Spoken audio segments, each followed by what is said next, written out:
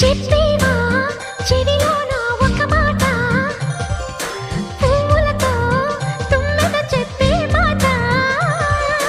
నీ చిరునవ్వు సాక్షిగా తాజ్ మహల్ నాదట, నీ పెదవంచు సాక్షిగా షాజహాను నేనట. నీ తీయని ప్రేమకి నా పెదవే నజరానా, నీ బయటకి నేనిక బానిసనే నెరజానా.